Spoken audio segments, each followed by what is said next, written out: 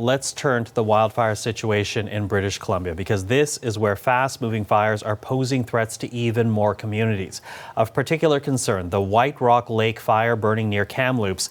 So far, the fire has burned through 55,000 hectares of forest, driven by wind gusts of nearly 40 kilometers per hour. Thousands of people have been ordered out of their homes, and many more are now on standby to leave at a moment's notice. Wildfire Information Officer Brianna Hill says that while the weather over the next few days will help, the situation remains dire. It was a pleasure to wake up to a little bit of rain on the ground this morning. The smoke has cleared somewhat, though I understand it has been pushed eastward a little bit there. Over the weekend, we will continue to have some cooler temperatures across the province and a little bit of rain, which will offer some reprieve, though I can't stress enough how dry the conditions are in the southern half of the province, in particular the central interior and the southeast. There won't be enough rain to significantly impact the entire incident, but it will give us a chance to make some headway in certain parts of our major incidents across the province. Brianna Hill, thank you. Well, as we said, the White Rock Lake fire is affecting a number of communities, including the city of Vernon. And with that, let's go to Katie Nichols right now. She's on the ground just south of Vernon. So, Katie, good to see you. Describe for us the conditions around you and where you are. Well, I don't know if you can tell there, Michael, but it is pretty smoky, especially if you just look out over here just around the lake. We're sort of between a bunch of hills here, and the smoke is just sort of in a bit of a bowl here. And as smoky as that is, it's almost pretty and blue. There's a film over everything. It's nowhere near what we saw last night as we were driving through Vernon. The sky was basically red. It was supposed to be daylight. It was about 7:30 when we stopped and started to get shots, because it was red with black smoke everywhere billowing around us. Really hard to breathe. And then stuff started falling from the sky. So singed needles, singed moss, all kinds of soot and particulate matter, embers that had burned out, just like literally falling out of the sky and landing on us. And then it started to rain. Black rain. And I just want to show you this. This is our car that we were driving through this storm. It would look like, okay, well, they just drove down a muddy road, but no, this is from the black sooty rain that fell down on us last night.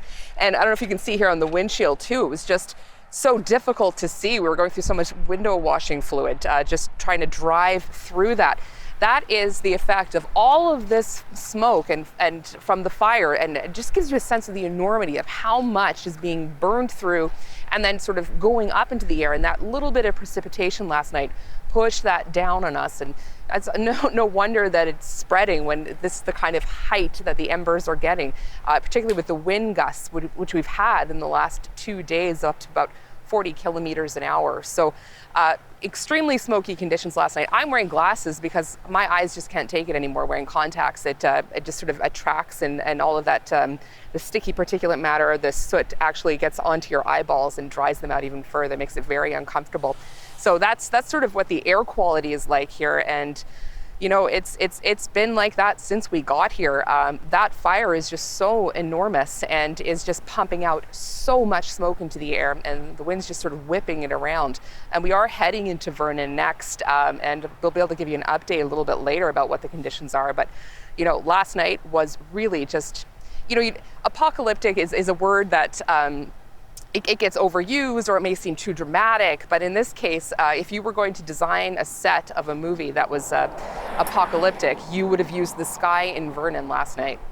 Well, in addition to that, we do know that there are a number of areas under evacuation alert, evacuation order. I'm wondering what you are hearing from people in the region. Yeah, so, a lot of people have packed up, they've been ready, they've been living sort of with one foot out the door all summer.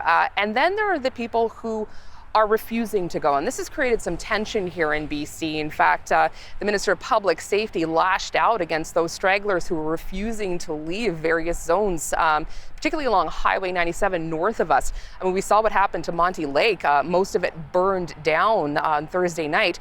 Nearby in Westwold, there are a number of holdouts who are refusing to leave. They're looking after their property themselves, they say. They can keep it irrigated.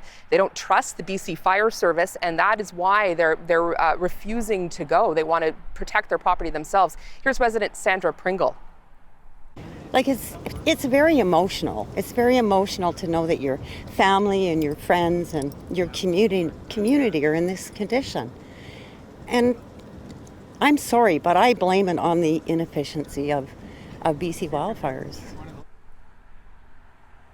So, she's staying put, but thousands and thousands of others have sort of moved around the region, and that includes animals as well. So we're seeing a lot of livestock, a lot of cattle being moved out of the ranches north of here, and sort of creating a real need, and a lot of animal groups are now calling for help, just to be helping to look after displaced cats, dogs, goats, sheep, you name it.